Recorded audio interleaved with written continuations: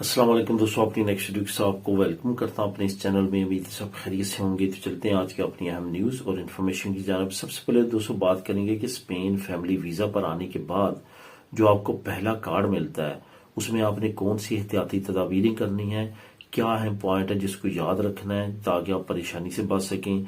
इसको totally cover करूंगा। काफी दोस्तों के इस पे कमेंट भी आए हैं मुख्तलिफ टॉपिक्स को कवर करने के लिए, तो उन तमाम टॉपिक्स को मैं इसी एक टॉपिक में कवर करने की कोशिश करूंगा। उसके बाद तरखेता कम्युनितारिया के बारे में कुछ कमेंट आए हैं कि क्या वो 2025 में बंद होने जा रहा है, इस पे डिटेल से बात करूंगा और इसके बारे में मजीद कुछ इन्फॉर्मेशन है वो आपको प्रोवाइड करूंगा। उसके बाद स्पेन नेशनलिटी का एक नया कानून जो 2025 में इम्प्लीमेंट होने जा रहा है, इस पे बात करूंगा। काफी अच्छा कानून है, इसकी वजह से काफी ज्यादा आपके टाइम की बचत होगी, इसको कवर करूंगा। उसके बाद बैंक ऑफ स्पेन की रिपोर्ट और कुछ नए रिकॉर्ड, इस पे बात करेंगे वीडियो के आखिर में। तो सबसे पहले तो दोस्तों बात करते हैं कि स्पेन फैमिली वीजा पर आने के बाद जो पहला आप कार्ड लेते हैं उसमें आपने क्या एहतियाती तदाबीरें करनी है और क्या प्रोसीजर है। उससे पहले आपको ये बताता चलूं कि आज आप लोगों के साथ मैं लिंक कौन से शेयर कर रहा हूं। एक तो स्पेन नेशनलिटी का जो नया कानून है 2025 का, इसका लिंक आपको मिल जाएगा, और एक नई रिपोर्ट और एक नया रिकॉर्ड जो खास एक शोबे में काफी ज्यादा बेहतरी आई है स्पेन में, उसको मैं आप लोगों के साथ शेयर करूंगा। वो भी आप नीचे लिंक में क्लिक करके रीड कर सकेंगे।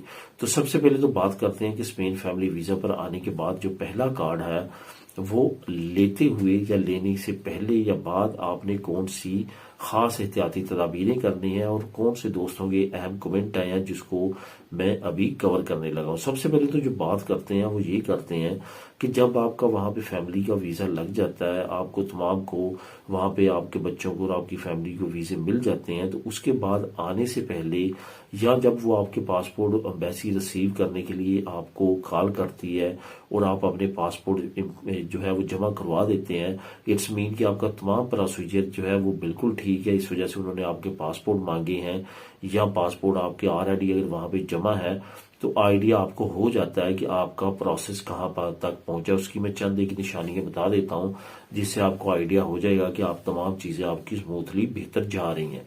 अगर वो आपसे ट्रैवल हिस्ट्री मांगते हैं आपकी फाइल के बाद, तो इट्स मीन कि आपकी फाइल के बाकी तमाम डॉक्यूमेंट तमाम कागजात जो है वो बिल्कुल परफेक्ट हैं। अगर आपसे आपके फाइनेंस के प्रूफ मांगते हैं तो इट्स मीन कि आपके तमाम डॉक्यूमेंट परफेक्ट हैं, अब उन्होंने आपसे प्रूफ मांगने शुरू किए हैं।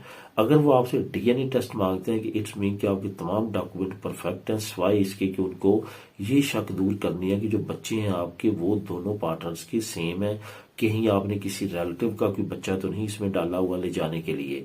खासतौर पे वो बच्चों पे ज्यादा ये करते हैं जिनका गैप एज गैप कम होता है, उस पे ये शक शुबात ज्यादा करते हैं। तो इस वजह से ये तमाम जब चीजें हो जाती हैं तो इट्स मीन कि आपका जो है प्रोसेस वो अब करीब पहुंच चुका है, हाफ से ज्यादा हो चुका है और अब आपका वीजे लगेंगे। अगर ये चीजें भी तमाम की तमाम आप सही प्रोवाइड कर देते हैं और आपके तमाम क्वाइफ डीएनए एवरीथिंग इज ओके होती है, तो उसके बाद आपका वीजा ही लगना होता है।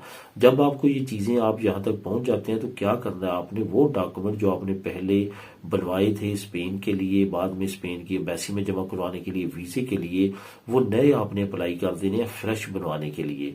वो आपने क्या करना है, वो बनवाने के बाद आपने पोस्टल भी करवा लेने हैं, उसको वहां से टेस्टेशन भी करवा लेनी है, ताकि जब तक आपका वीजा लगे उस वक्त तक आपके वो डॉक्यूमेंट जो है वो भी रेडी हो जाए नए सिरे से। खास तौर पे आपने उर्दू वाला जो निकाहनामा है उसको लेमिनेशन करवा ली है, जैसे भी करवा ली उसकी काफी ज्यादा केयर करनी है, क्योंकि वो आगे चल के जिंदगी में हर जगह पे आपको स्पेन में भी काम आएगा। अगर आप किसी और कंट्री में मूव होते हैं तो वहां पे भी आपको वो काम आएगा। इन तमाम डॉक्यूमेंट को आपने बनवा के जब आपका वीजा लगता है तो फैमिली समेत आपने यहाँ पे स्पेन में आना है, तो उन डॉक्यूमेंट को आपने लेके आना है। यहाँ पे आपको जगह जगह इस तरह एरिया में दूसरी जगहों पे उसकी जरूरत पड़ सकती है और पड़ती है।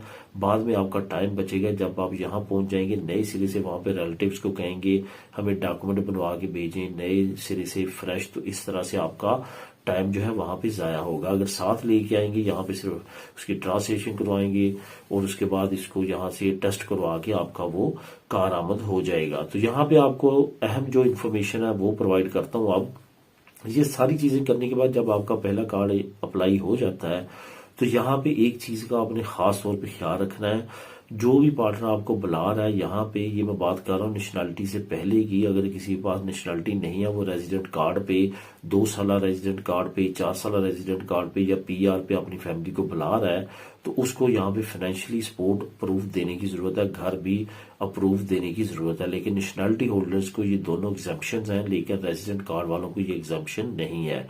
तो वो कोशिश करें जब तक आपका जो फैमिली के मेंबरान है उनको यहाँ से जो है वो पुलिसिया नेशनल कोमिसारिया से कार्ड नहीं मिल जाते, अपने कॉन्ट्रैक्ट को बंद ना करें, अपने आलते को बंद ना करें, आलता चलता रहे तो ज्यादा बेहतर है।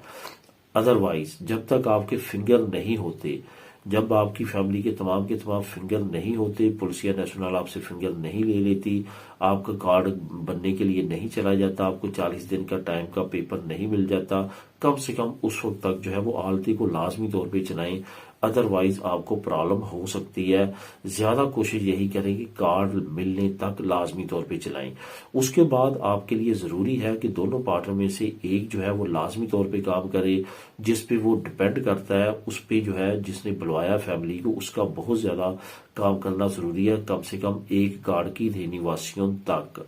अगर पहली रिनिवासियों में ही वो काम नहीं करेगा जिस पे डिपेंड कर रहा है तो उसके लिए प्रॉब्लम हो सकती है। लेकिन यहाँ पे आपको ये बताता चलूं, क्योंकि आमतौर पे जो लोग पीआर पे बुलाते हैं उनको इतना मसला नहीं होता, क्योंकि जो जिस बंदे को बुला रहे हैं, खासतौर पे अगर उनकी बीवी अपने खामद को बुला रही है और बीवी बाद में काम छोड़ देती है और खामद काम करना शुरू कर देता है और खामद को पीआर पे 5 साल का कार्ड ही मिलता है, बेशक टेम्पोरल मिले, तो उस पे अगर वो कंटिन्यूसली काम करना शुरू कर देता है और रहता अपना सेपरेट डिक्लेयर करवाता है तो वो अपनी बीवी पे डिपेंडेंट नहीं रहता, तो इस तरह उसको कोई भी मसला नहीं बनेगा। लेकिन अगर वो भी काम नहीं करता और उसने भी अपना रेंटल अलहदा से डिक्लेयर नहीं कराया तो उसके लिए प्रॉब्लम बन सकती है। ये वो कमेंट थे जिसके बारे में काफी दोस्तों ने जो है वो कमेंट किए थे, उसका मैंने आंसर दिया है। अगर इसमें आपको मजीद की इन्फॉर्मेशन की जरूरत हो तो नीचे कमेंट कर सकते हैं। अब दोस्तों बात करते हैं तरखीता कम्युनितारिया की। बहुत सारे कमेंट आ रहे हैं कि तरखीता कम्युनितारिया क्या 2025 में बंद हो जाएगा। असल में ये कंफ्यूजन आई है अरेगो फैमिलियार की वजह से। जब से अरेगो फैमिलियार ज्यादा फाल हुई है वहां पे कार्ड अलहदा से मिलना शुरू हुए हैं, तरखीता कम्युनितारिया अलहदा से मिल रहा है, जिसके बाद एक मरतबा न्यूज भी एक्स्ट्रा एरिया में आई थी कि तरखीता कम्युनितारिया फ्यूचर में खत्म हो जाएगा। लेकिन अगर आप तमाम रूल एंड रेगुलेशन लॉज को रीड करें जो भी रिसेंटली इंप्लीमेंट होने के लिए अनाउंस हुए हैं, जो कि 20 मई 2025 में इंप्लीमेंट हो जाएंगे, उसमें कोई भी जिक्र नहीं है कि तरखीता कम्युनितारिया जो है वो खत्म हो जाएगा। इस वजह से अभी तक ये सिर्फ और सिर्फ अफवाह है। जब तक ये बिल्कुल ऑफिशियल वेबसाइट्स पे या न्यूज पे ये न्यूज नहीं आती तो उस वक्त तक कोई भी किसी तरह की भी इसमें तस्दीक नहीं की जा सकती। इस वजह से ये सिर्फ और सिर्फ अफवाह है, ऐसी कोई भी जेन्युइन खबर नहीं है कि तरखीता कम्युनितारिया 2025 में खत्म हो जाएगा। अब दोस्तों बात करते हैं कि स्पेन नेशनलिटी का नया कानून 2025।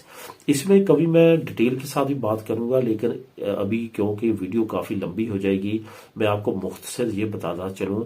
अगर आपका यहाँ पे टाइम 10 साल का पूरा है, आपने अपना पेनाल्स खुलवाया है वो 0 है, आपके पास तमाम प्रूफ है कि आप यहाँ पे रह रहे हैं और आपका यहाँ पे काम भी ठीक चल रहा है, आपका कोई भी एंट्री एग्जिट में प्रॉब्लम नहीं है, पासपोर्ट ठीक है, कोई भी क्राइम रिकॉर्ड नहीं है, सारी चीजें ओके हैं, तो फिर आप अपनी मुतलका रजिस्टर सिविल में ये तमाम डॉक्यूमेंट जमा करवा के प्रेजेंट करके वहां से एक सर्टिफिकेट लेंगे। वो सर्टिफिकेट के जरिए जो है वो मिनिस्ट्री ऑफ जस्टिस में अपनी नेशनलिटी जमा करवाएंगे तो आपका हाफ से भी कम टाइम लगा करेगा। ये हुकूमत प्लान बना रही है नया नेशनलिटी कानून लेके आने में। इसका जो मैं लिंक नीचे आपको प्रोवाइड कर रहा हूं वहां पे आप क्लिक करेंगे, तमाम डिटेल आपको वहां पे भी मिल जाएगी। ये जो न्यूज है इसके बारे में तस्दीक जो है वो इस्ताखिरिया की तरफ से तो नहीं होगी, ये मिनिस्ट्री ऑफ जस्टिस की तरफ से और बाकी जो कानून नाफज करने वाले अदारे हैं उनकी वेबसाइट्स पे आपको मिलेगी। तो इसमें ये तमाम डिटेल दी गई है कि आने वाला प्लान जो है मिनिस्ट्री ऑफ जस्टिस पे वजन कम करने के लिए और वहां पे प्रेशर कम करने के लिए ये तमाम जो नेशनलिटीज है इसका, तो ये एक प्लान है जिसपे हुकूमत अब आने वाले वक्त में काम करेगी। 2025 में बहुत ज्यादा उम्मीद है कि ये कानून भी इम्प्लीमेंट हो जाएगा। अब दोस्तों बात करते हैं बैंक ऑफ स्पेन की रिपोर्ट की और साथ साथ कुछ नए रिकॉर्ड की।